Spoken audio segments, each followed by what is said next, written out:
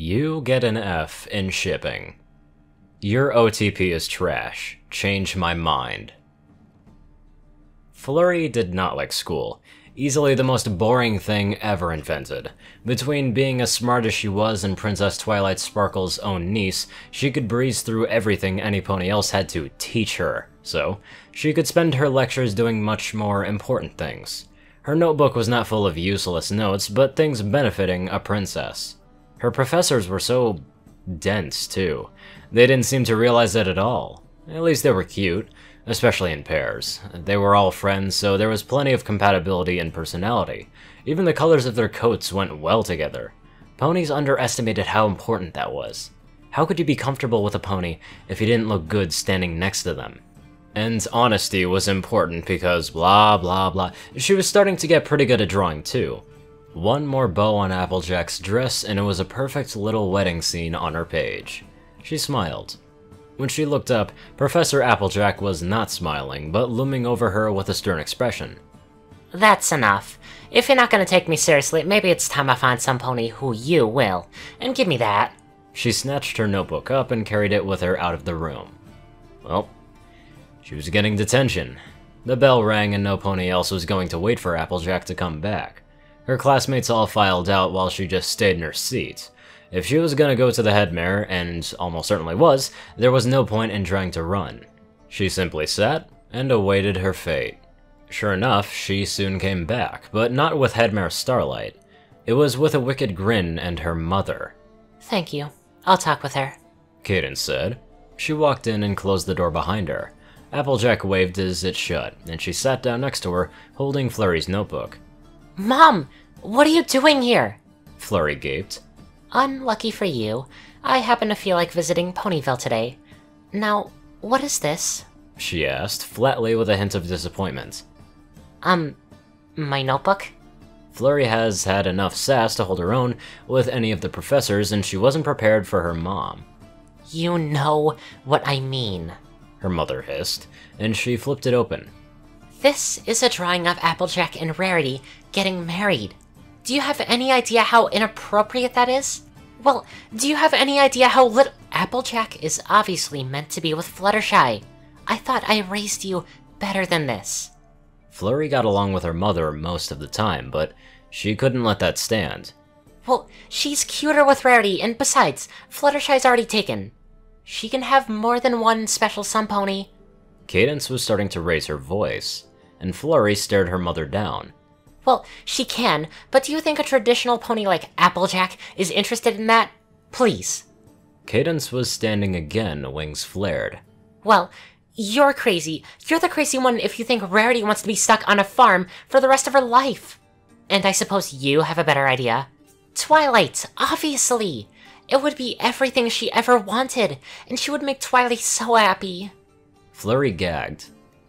Are you serious? You'd put her with Twilight when Rainbow Dash is around? You must be going senile. Every pony and their dog has put those two together. Sorry for being original. Cadence rolled her eyes like she was an angsty teenager. It's a classic. Applejack stepped back from the door, trying to rub the soreness out of her ear that has been pressed against it. I can't say that's what I had in mind when I ran into her ma. Don't really know what to think about all that. Her and her other friends and a few students kept up their eavesdropping for a few moments more. Rarity turned and responded to her. I agree. I was also hoping for more chastisement, though I'm not terribly surprised considering who those two are. Applejack nodded. Then, that she realized that the students who had stuck around were all staring at her and Rarity. What are y'all looking at? Oh, you know, Applejack, Rarity said. It occurs to me that our unruly little princess may have had a few decent ideas. How would you like to go get some dinner sometime? Really? Rarity? Yes, of course. You're not a bad-looking mare, you know. I guess. There was a loud crash from inside the classroom. The door fell away from the hinges. I am the Princess of Love! Cadence screamed. I think I know more about it than you! Every creature trembled before the enraged princess, who marched through the door. What do you think you two are doing? I just... Rarity stammered. We were just gonna get some food. Applejack pleaded. Do you think you can fool me? Cadence sneered. Her body glowed with magic, and the purple of her eyes deepened to near black. I know a date when I see one. This is not meant to be. Applejack and Rarity clung to each other, trembling. Yes, do it, kiss! Flurryheart yelled from behind. Cadence wheeled around to face her daughter. She glowered at her. The air began to hum with magical energy, and she reared up, horn crackling. But before her terrible magic could crash down on them, there was a teleport. Twilight Sparkle appeared in the room, surrounded by 4 guards. I got the Nightmare Cadence alarm. What's happening? Her arrival restored some calm.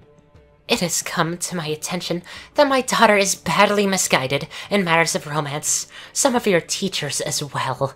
Cadence said. Flurry didn't really have time to listen to whatever explanation her mom gave.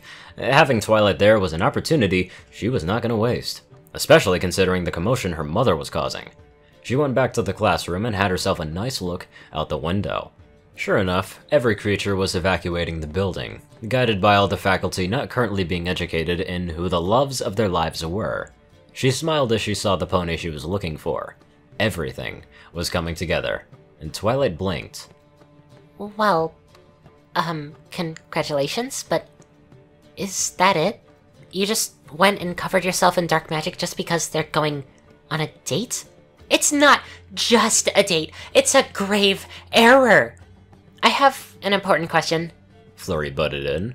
With a flourish that conveyed extreme smugness is the ancient horn signs of Unicornia. She teleported Rainbow Dash into the room from outside and held her in the air next to Twilight. Likewise, she picked up Rarity and held her onto the side. Do you love her? She gestured with Rarity. Or her? Doing the same with Rainbow. Both mares glared at her through the whole process. Answer carefully, Cadence said. The words were directed towards Twilight, but Flurry felt her mother staring at her. I love them both. They're 2 of my best friends. What? Oh, wait. Date. Flurry knew full well what Twilight had been through and accomplished, but she was still so adorably naive. Twilight looked between Rainbow and Rarity, and dispelled Flurry's hold onto them while she was at it. I'm sorry, but I don't feel that way about either of them. I have a cult friend. Flurry narrowed her eyes. Cult friend? You say that like you're not a lesbian. Twilight stared at her. But I'm not? Who is he?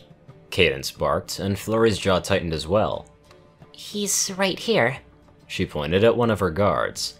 Said guard removed his helmet. Flash Sentry, Your Highness. He held out his hoof for a shake. Flurry turned to her mother. Truce? Truce, Cadence replied. They both lunged at Flash Sentry, horns blazing with magical fire.